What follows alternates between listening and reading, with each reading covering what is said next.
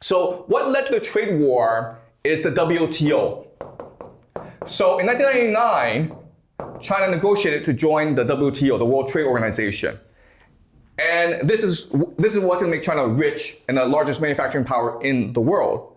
But in order to join WTO, China had to agree to a lot of conditions. The two most important conditions was protect IP, okay? You have to protect other nations' intellectual property, and you have to enforce it. And the other thing was open the financial sector. The goal is USD renminbi convertibility. Okay? So these are the two things America wanted from China. First of all, to ensure that all US IP would be protected in China rigorously. Second thing is to allow any Chinese to convert their money into US dollars. As you can appreciate, these two demands are actually bad for China. Okay? So China was not very stringent about protecting IP. This is what led to the rise of Huawei.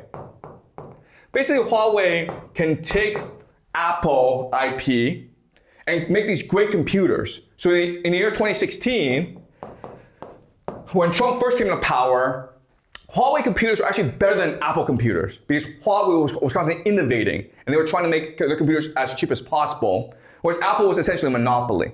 Okay? And this led to the United States imposing trade sanctions on Huawei because it was too competitive against Apple.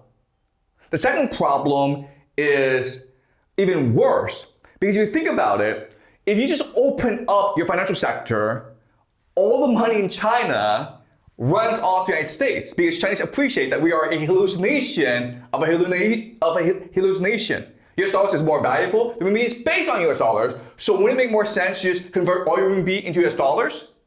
But then this would, of course, cause the collapse of the Chinese economy, right? So the Chinese government would refuse to open the financial sector, and that's what started the trade war in 2016. Oh, sorry, not 2016, in 2018, okay? 2018 is when the war actually started, up to today. So for the last 8 years, this war has been going on because America is trying to protect its IP and because America wants to open up its financial sector. The reason why Trump has come to China, the reason why he's brought so many executives is because China has essentially agreed to open up its financial sector, okay? I'll discuss this later on. But you have to appreciate how this war started and why it's going to end.